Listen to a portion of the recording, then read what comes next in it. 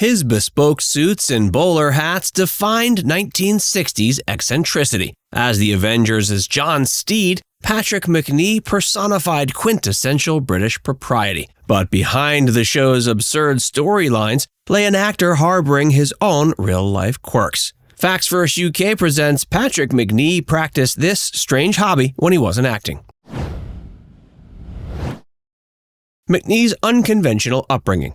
Patrick Macnee's unconventional childhood foreshadowed the eccentricity and defiance of norms he later embraced through his acting and unusual hobbies. He grew up shuffled between his mother, Dorothea, and her lesbian lover, Evelyn, whom Macnee was forced to address as uncle. Evelyn was independently wealthy yet tyrannical, shuttling a young Patrick around their Berkshire estate in the back seat of a Rolls-Royce. He enjoyed the lap of luxury but lacked traditional stability. While Dorothea endlessly imbibed at social parties, the ever-eccentric Evelyn devised sadistic games to play on the boy. Once she proclaimed, quote, "Given time, we'll make a good woman of him," forcing Patrick to wear a kilt for years due to his Scottish heritage. The intention was to warp traditional gender roles, an early glimpse of the non-conformity that Macnee would internalize. Even at school, rebellious tendencies emerged. At Eton, Macnee leveraged insider racing tips from his horse trainer father to set up an underage betting ring. He sold pornography to classmates and bootlegged whiskey, eventually getting expelled for his disregard for rules. Acting became his escape from his untethered upbringing. He revealed dreams of the stage to his mother, who promptly enlisted a mysterious benefactor to finance his studies at Webber Douglas Acting Academy. The unknown sponsor had a Great Expectations-esque caveat, demanding that his identity forever remain concealed. The acting bug bit Macnee hard at Webber Douglas, though his unconventional home life left him unprepared for social norms at acting school. Fellow students were surprised by his comfort with nudity, not realizing this was perfectly normal under Evelyn's roof. He took the customary path into acting via theater repertory after finishing school. But just one production in, his call-up papers for action in World War II arrived. He joined the Navy's Coastal Forces Motor Torpedo Division. Had he not fallen ill with bronchitis, he would have been aboard the fateful D-Day deployment that killed his crewmates. Scarred by seeing friends blown to pieces in battle, Macnee later reflected that the trauma cemented his distaste for firearms that defined the Avengers John Steed. Acting prior to the Avengers. One fateful night in London, Macnee encountered his old schoolmate Roger Moore at an acting party. Moore was also scrounging for roles without success. Over whiskey, he convinced Macnee that opportunity awaited across the pond. With more roles than actors, America seemed the land of opportunity after the slim post-war pickings in London. Never one to shy from upheaval, Macnee soon waved farewell to grey English shores to try his luck in Canada after securing sponsorship papers. But North America brought both feast and famine. His cut-glass British accent, an officer and a gentleman charm, opened doors immediately. He landed a string of prominent parts with the Canadian broadcasting corporations, though the roles tended towards aristocratic eye candy rather than substantive acting challenges. When the CBC work dried up, he drifted down to New York, then Los Angeles. Hollywood opened its arms to Macnee's style, but the parts followed familiar stereotypes. He played regimental soldiers, proper gentlemen, and terse butlers, roles that called for an air of British respectability that clashed with his eccentric upbringing. Though the work sustained him, he yearned to break out of the stereotypical mold. The answer came in the form of a producer cousin also hustling on studio lots, who suggested a move into television.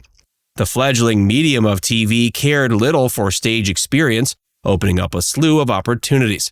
Guest appearances came fast on American staples like Rawhide, The Twilight Zone, and Perry Mason. Macnee started honing more dimensions to his acting range, but financial stability remained elusive, as most TV work dried up after a single episode.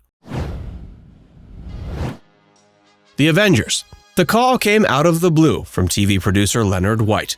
An actor was needed for a supporting part in a new spy series centered around secret agent John Steed. White vaguely described Steed's sidekick role as requiring talent and versatility while offering little detail on the show's concept. But with funds low and fame still elusive, Macnee jumped at the opportunity. What began as vague second-fiddle work soon morphed into Patrick Macnee's career-defining role. The original episode's scripts focused on Ian Hendry as the lead secret agent David Keel, with Macnee playing his trusty sidekick Steed.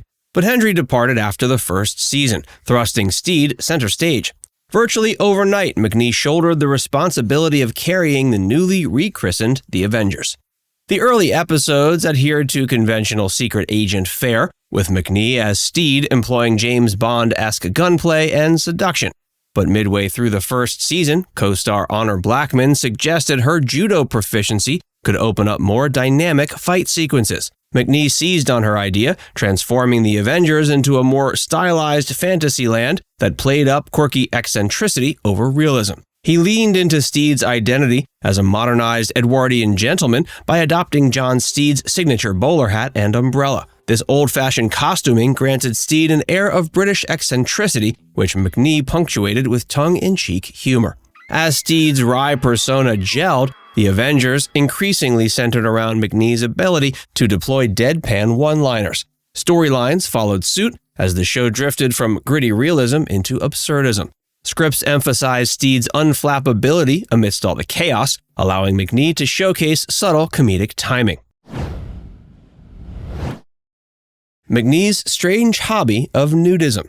Patrick Macnee's unconventional upbringing normalized behaviors that defied social customs. While his acting career took off with the Avengers, he remained eccentric in his private life, seizing any opportunity to indulge in his favorite taboo hobby, nudism. He traced his enthusiasm for nudity back to childhood confusion around gender identity, spurred on by his mother Dorothea and her partner Evelyn forcibly dressing him in girls' clothing. And although the forced cross-dressing soon ended, it awakened questions around societal norms and body image taboos. His prep school and early acting experiences only compounded the questions, as he realized his casual nudity made others uncomfortable even in single-sex environments. Nonetheless, shedding clothes felt natural for Macnee, even as his acting career took off. He began making discreet inquiries to find like-minded nudist communities to join. Though illegal at the time in England, a friend soon introduced him to an underground meeting spot that convened regularly in rural Hertfordshire. To maintain secrecy, attendees used coded language and changed location frequently to avoid police raids. Despite the legal risks, Macnee found the secret nudist gatherings exhilarating, giving him an outlet to openly indulge in taboo pleasures. The Avengers shooting schedule presented logistical challenges, though.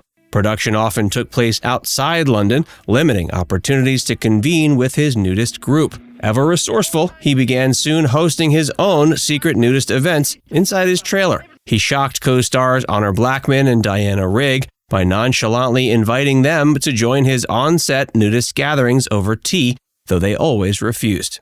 As the Avengers cemented his star status, he longed for nudism to lose its forbidden status in Britain. He started to cautiously reveal his hobby to close reporter friends over drinks. Most of his friends were surprised but accepted his unusual pastime. So Macnee began openly petitioning British authorities to legalize nudism, arguing criminalization was antiquated and puritanical. His lobbying soon bore fruit as nudism restrictions gradually relaxed in England. By the late 60s, rural nudist camps operated almost openly as authorities looked the other way. Now it's time to hear from you.